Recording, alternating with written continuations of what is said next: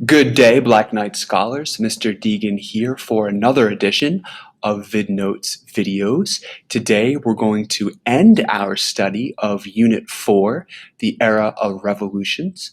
Lesson 5, the last lesson of this unit, talks about the art, music, and literature of the Enlightenment.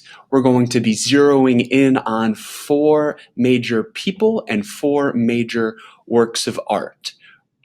Uh-oh, hold on. Y'all hear that?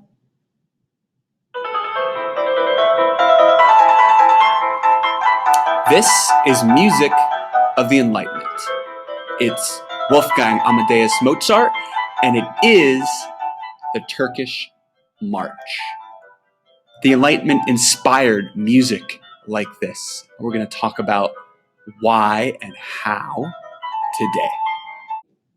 The guiding question for today is, how do historical events affect the art of the time period? Artists don't live in a vacuum, in a box. They are influenced by the history that is happening around them. And as a review, the history happening around these artists was the Enlightenment. It was a period of history in which philosophers applied reason to the human world. And the Enlightenment inspired artists as well as revolutions. The artists of the Enlightenment were painting. They were painting scenes that depicted classical subjects, public events, natural scenes, and living people, portraits. The Baroque period, we're going to talk about historical time periods and how they influence art. The Baroque period was a period from the 1600s to the 1760s, and this art period was characterized by the use of light, emotions, and movement. And the theme of these art pieces tended to be religious. Here you see Jesus being taken down from the cross in a clearly religious scene showing Christianity and some of its beliefs. And the artist here is Peter Paul Rubens. He is a Flemish painter who also existed in the Baroque period. This man, this musician, Johann Sebastian Bach. He was born in 1785, died in 1750. He was from Germany, and he was the greatest Baroque composer ever. And let's remind ourselves that Baroque is a Western style of music that followed the Renaissance and came before the classical era. It expanded the size, range, and complexity of instrumental performances. And it was in the Baroque period where opera was established as a musical genre. So Bach takes hold in the Baroque period. The classical period comes after the Baroque period. The classical period ranges from 1730 to 1820. And what are the characteristics of the classical period? Well, classical art was more formal, less exaggeration. There was less drama in classical artwork. Classical subjects, meaning the big C, classics from ancient Rome and ancient Greece. And as I told you previously, the 3 sons of Horatius swear on their swords in this painting. This painting was done by Jacques-Louis David. The classical composer of this time is Wolfgang Amadeus Mozart. Born in 1756, he dies in 1791. He is from the country of Austria, and he is the greatest classical composer ever. What did he compose? He composed music that was lighter and less complex than Baroque music.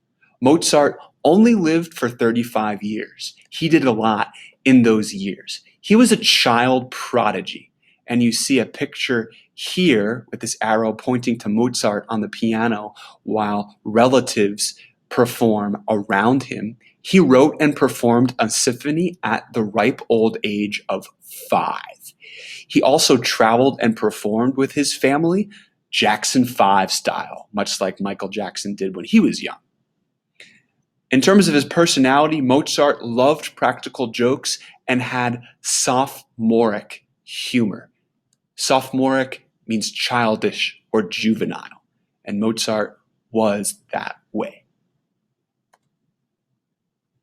On to Miguel de Cervantes. What you see here is a knight on a journey, and that was a part of Miguel de Cervantes' most famous book. Many consider it the first modern novel, and that was called Don Quixote. The Spanish writer Cervantes writes this, and the World Library calls this book one of the 100 best books of all time. Here you see it on this list. And it was so influential that on the 350th anniversary of Don Quixote's release, the painter Pablo Picasso painted this as a tribute to his fellow countryman from Spain. Miguel Cervantes and Don Quixote, the first modern novel. We get from the novel Don Quixote some quotes that stay with us today. "I have other fish to fry," this book said.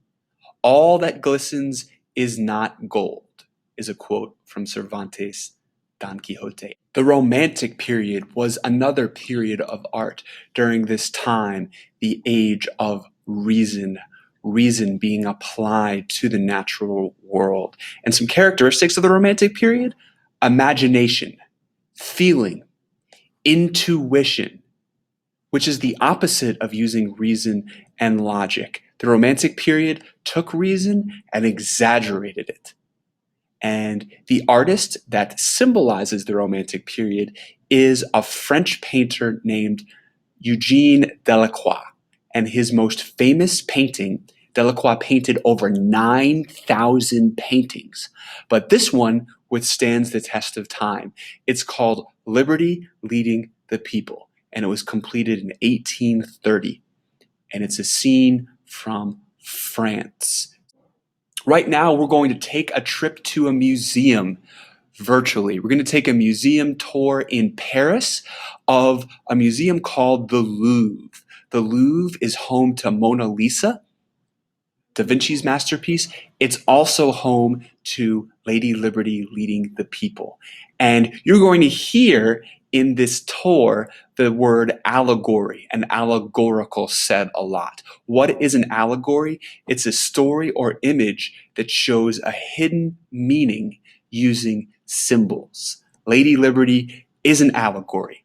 You're going to learn about that in this tour right now. Enjoy. We're in the Musée du Louvre, and we're looking at Delacroix's Liberty Leading the People. This is one of the most historically important paintings in this collection. And it's important to remember, I think, how radical this painting was. Its Republican revolutionary politics were palpable, a little bit perhaps lost to us, I think, today. The painting shows the revolution of 1830 on the streets of Paris, and what we see is a barricade, which was a makeshift blockade. And remember that Paris at this time was really a medieval city, and so the streets were narrow and they were winding, and it was easy to block off French troops.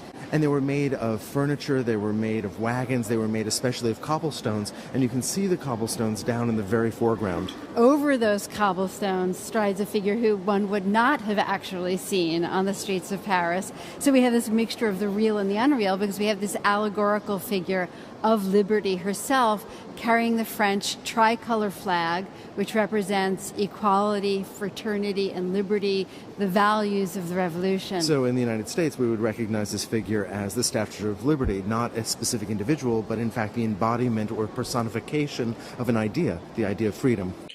We're almost done with Lesson 5 of Unit 4, ladies and gentlemen. We have but the summary questions remaining. Please complete those.